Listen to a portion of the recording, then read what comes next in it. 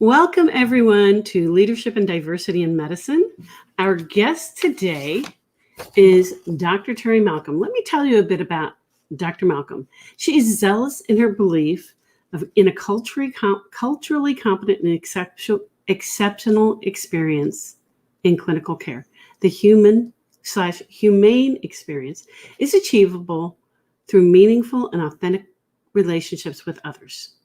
Her journey in healthcare evolved from care delivery at the bedside as a board-certified OBGYN to leadership in the boardroom, becoming a chief medical officer and a certified physician executive and current board member of the American Association of Physician Leadership. Now, I know her as being a fellow coach of physicians and executives in healthcare. Now, what she believes is it's her understanding that a leader does not succeed alone. Dr. Malcom is committed to elevating and developing teams through inclusivity to reach extraordinary results. She's a certified executive coach and the founder and CEO of Master Physician Leaders, a coaching firm committed to cultivating compassion and excellence in physician leaders. Her coaching philosophy, the Malcom Method, is rooted in the principles of inclusive and strength-based leadership, social and emotional intelligence, positive psychology, and supportive accountability. Through thought-provoking conversations, she strives to deepen the awareness of her clients and further their actions, thereby helping them to thrive as they lead. Doesn't that sound exciting? She is a really cool person. I think you're going to really love her. In addition to her professional roles and responsibilities, Dr. Malcom, known as Terri beyond the hospital walls, is a proud mother of 3 young and energetic boys and a devoted wife to her loving husband. She relishes spending quality time with her family, losing track of time in a good book, don't we all? And pushing herself to the limit in rigorous Peloton workout. Join me in welcoming Dr. Terri Malcom to our stage. Terri, it is so good to see you again. It's great to see you too, Nan. Thank you for the introduction and thank you for inviting me to be part of your show and your community. This is really an honor. Well, thank you. I'm just so glad to have you here. It's always great spending time with you. I think you are one of the most amazing people in our coaching community. I really do. So tell me a little bit about your current working situation, if you don't mind. Sure. Well, you kind of touched on it in the introduction. So my primary daytime role is as a physician executive coach, and I founded the coaching firm Master Physician Leaders, which really focuses on helping physicians to get in touch with their inner leader and helping them really to thrive as they lead. So I am working with physicians at all levels of their current leadership journey and their leadership, in helping them achieve their leadership goals, like at all levels in which they're at. And so I spend a lot of time really listening, leaning in, asking questions, being curious, and really helping physicians to explore more about what their goals are and how they want to go about achieving those, and really unleashing the strengths that they already possess and those that they didn't even realize that they have. So get in touch with your inner leader, but you have to kind of know your strengths and kind of know where you want to go. Is that it? That's true. That's very true. And in certain cases, I think when it comes to really leading others, sometimes that's a little fuzzy. Or maybe it's the goals are very, very clear to you, but the process by which you're going to go about achieving that is what is fuzzy. And so it's nice to have a confidant, to have really a trusted individual who understands some of your experiences, but it's not about having the exact experience that you've had, but that just has a basic understanding of some of the challenges that you might be experiencing, some of the the hiccups that you might encounter, the obstacles that are there, as well as just some of the things that are really easy and just to breeze right through, but helping to really bring that more into your awareness and how can you look at it from different perspectives. So just kind of helping you to shift your view a little bit and helping you, really ultimately get to where you want to go and not focusing so much on the outcomes, because I know outcomes are important. And as clinicians, we care a lot about results and we definitely care about the outcomes. It's also really important to acknowledge the effort. It's also really important to recognize and acknowledge the work that you are doing along the way and how you've grown and how you've evolved and what you've achieved along the way. We can sometimes just classify things in this binary fashion. It's either win or lose, success or fail. And that can be very demoralizing. And that sometimes can actually get in the way of you achieving the goal that you really want to. So I try to kind of help my clients see things through a different lens and also to take time to kind of pause and acknowledge, wow, I really did accomplish a lot. I really did get a lot done, and acknowledging all of those steps along the way, not just the big goal at the end or just the big outcome at the end. That's an interesting take on it, because I know when we go through credentialing at different hospitals, and as a locum doc, I've done credentialing many, many times. They don't ask for your outcome. They don't ask for the outcome list. They ask for the case list. Just the number of experiences you've had. And let me ask a little bit about your experiences. Have you experienced problems with diversity, and how do you see diversity in medicine in general? Not necessarily leadership just yet, but diversity in medicine. Yeah, I would definitely say that I've experienced some challenges with diversity in medicine. And I think right now, if you are in medicine, you can't help but not experience it. It's now been 20 years. It's been 20 years since I graduated from medical school. I celebrated my 20-year anniversary this past month. I'm like, really? When did that happen? When did 20 years pass by that quickly? Congratulations. Oh, thank you. Thank you very much. It's pretty exciting to have made it this far. And I would say back when I started medical school in 1997, so I graduated from Tulane University School of Medicine in New Orleans, Louisiana. So let me give a little shout out to the Green Wave. One of at our orientation meeting, our dean wanted to highlight the diversity that existed within our class. And what was considered really diverse at that time was we were about 50-50 in terms of male, female,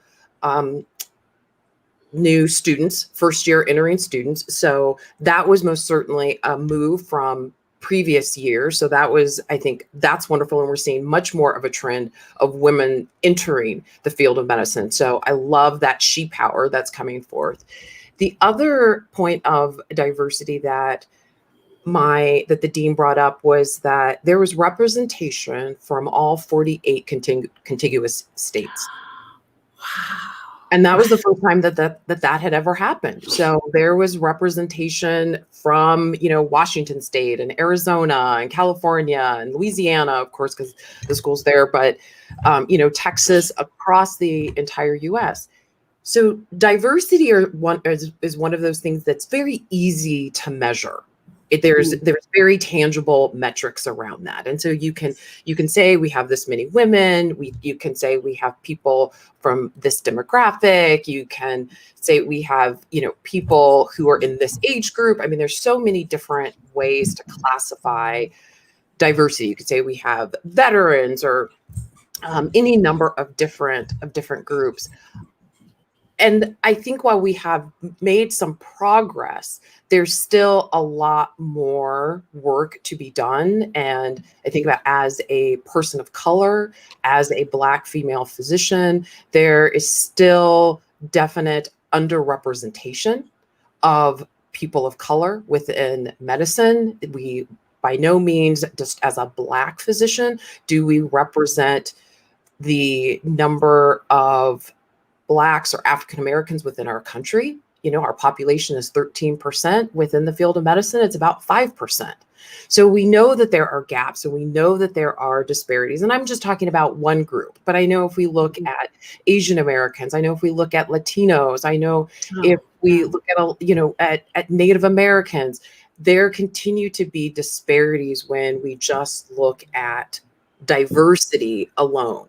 But like I said, those are those metrics that we can measure and that are very easy to track, very easy to follow. So yes, I experience it. I experienced it when I started medical school. I experienced it when I graduated. I most certainly experienced it when I started my residency, of being one of the few Black females that was not only entering medical school, that was finishing medical school, and that was going into residency and going into the field of obstetrics and gynecology. So if you could sum it up in just one sentence, diversity is still an issue. We're a long ways from where we need to be, obviously. I absolutely would agree with that wholeheartedly. Okay. How can we improve? There's the $1 million question, right? There is. Yeah. We have to embed it within the culture of the organizations. So we have to make not just diversity, because this isn't just about numbers, because we could very easily, and I wouldn't say it's not necessarily very easily, but I think the easier, safer route to go is to say, this is just about increasing our numbers. So we want more women, or we want more Asian women, or we want more members of the LGBTQ community. So that's a starting point. But we have to realize, of course, that these are people. And so we cannot check this off the list like people are just widgets, or these are simple tasks to complete. We have to go the other step of creating a sense of inclusion, creating a sense of inclusivity, and a sense of community, and a sense of belonging. So your question about then what do we do? How do we make this happen?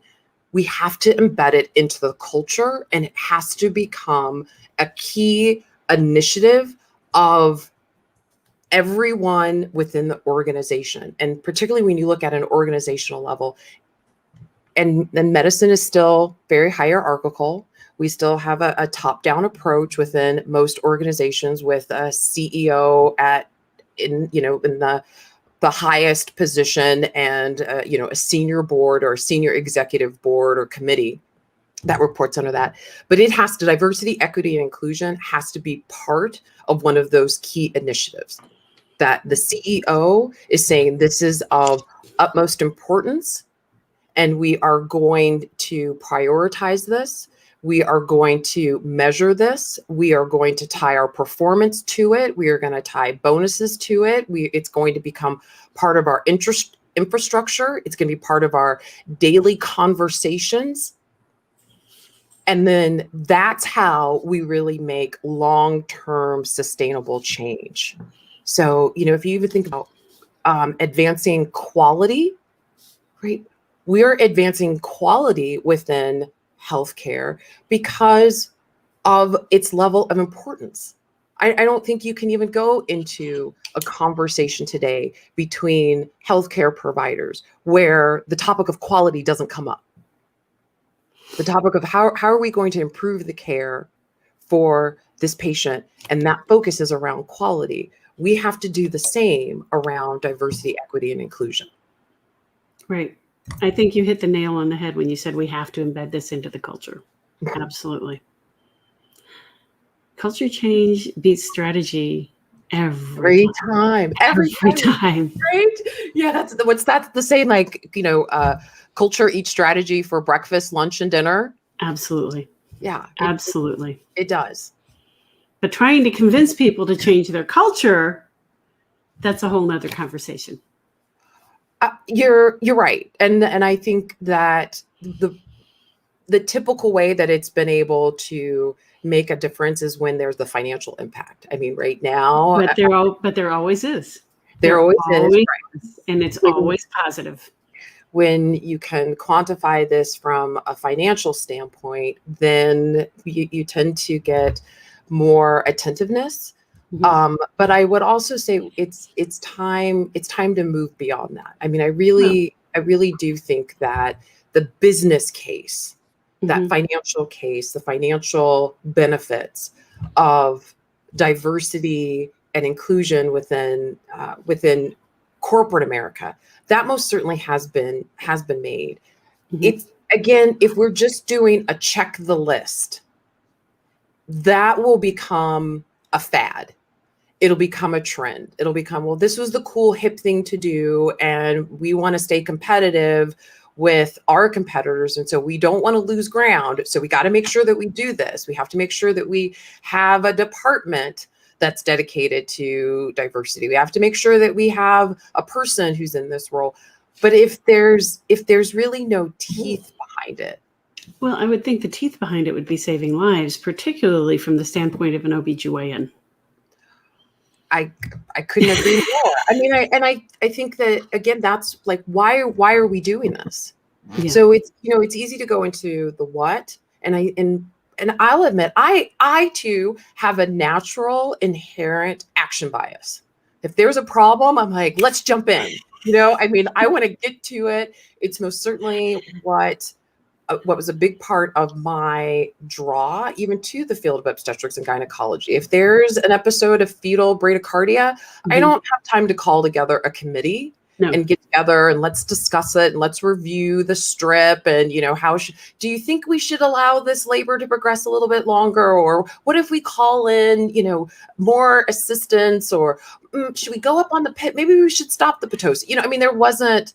For those of you who aren't in medicine who may be watching this, in a situation like that, Dr. Terri barely has time to call me, the pediatric hospitalist, and anesthesia in order to get the patient in for an emergency C-section. And these comments she's making about action, she might be making fun of me because she knows that my default personality type is to act on things right away, and I often have to be held back. I'm with you. That's she's with me. I'm with you in that camp. I can completely relate to that. And this kind of work that I'm so passionate about, and I know that you're equally passionate about. This is the kind of work where you have to stop and you have to pause, and you have to reevaluate, and you have to you might second guess yourself, but you even have to rethink what your current beliefs are about it. So this work requires a lot more of introspective work than just immediate go-to act work. Well, I struggle with that because I know that diversity saves lives. So I really do struggle to stop and breathe and think about what I say before I open my mouth. I struggle with that. And so that's part of the reason I started my own podcast or simulcast or whatever you care to call this, was so that I could speak out without getting written up.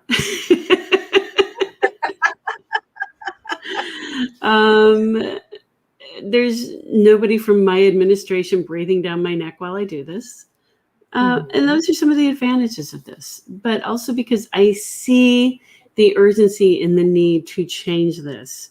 I see the need for, number one, our providers need to look like our culture. They need to mirror that. And our leadership does also. But you already know that I feel that way. Yes. Yeah. Amen. So you have some unique thoughts about leadership and that no one leads alone. So why don't we talk about that for a few minutes? Sure. Yeah. Yeah, I reject the thought that it's lonely at the top. I think that's kind of looking at it from a standpoint of I have to be the expert and I have to be the knower, and I'm the person with the who's going to have the answers.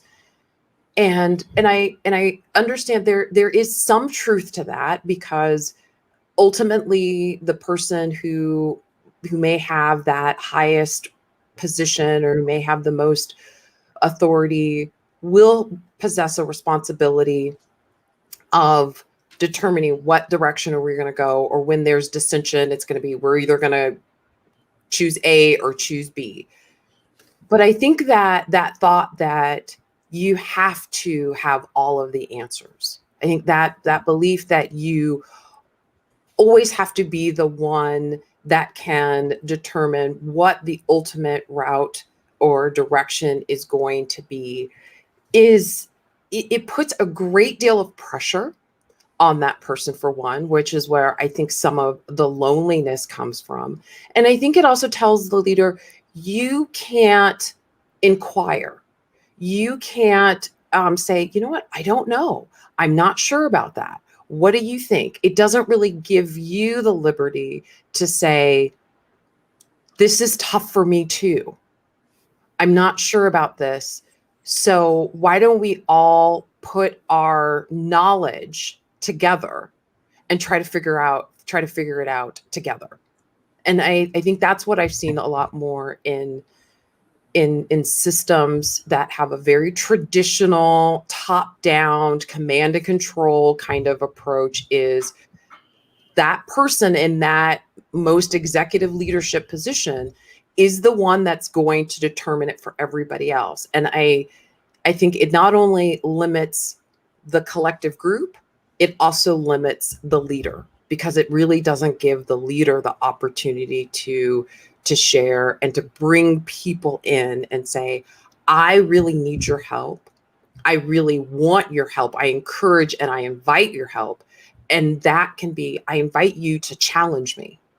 I invite you to push back. I invite you to question why we're going in this direction, because that means that I would have to reconsider my point of view. And so I just really believe we're so much stronger together. And I just don't think that leaders have to be alone. I tell my children even this over and over again when they tell me that they're really nervous about an upcoming race. My boys swim competitively, and even just this past weekend, one of our twins, he's 11, had to swim the 400 IM for the very first time. And he was really, really nervous. I mean, he was just one great big ball of nerves. You could just see him. His feet were twitching. His knee was shaking as, we were behind the blocks getting ready. And I reminded him, everybody's had a first time. Everybody's had a first time. This is your first time swimming this race. And somebody else is going to have a first time after you. Yes. And there'll be other first times. So enjoy this moment for what it is, and refocus or rechannel that anxiety. I like that. So that's kind of, my thought in leadership doesn't have to be alone. You don't have to be alone as a leader, or leadership is lonely at the top. This might be your first time being in this particular position or leading this particular project or this initiative, but somebody else has done this before you. Somebody else has been in this exact seat where you are right now, and you don't have to be alone. That's really cool.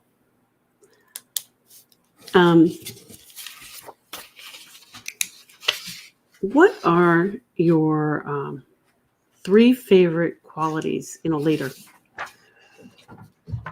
Oh gosh, trying to limit it to just 3 is tough. Okay, but I would say that the one that I really value the most is trustworthiness. Trust is a value of mine that I hold very, very dear. It's a feeling. It's an emotion. It's a value. So I think trustworthiness. If there's the sense that I really cannot trust you, or you cannot really trust me, I think it really limits the strength of our relationship. Absolutely. So trust, absolutely. Compassion. Compassion is very, very important to me. It's It's not just, it's one piece of empathy, of understanding the emotion that is being expressed or shared at that time, and then taking action upon that, wanting to do something because somebody feels afraid or alone or sad or deflated, or they feel elated, or they feel joyful, or, or they're just kind of chill, or they're just kind of calm, like whatever it is that they're feeling, wanting to take action as a result of that. Hmm. And I think the last is that personal agility.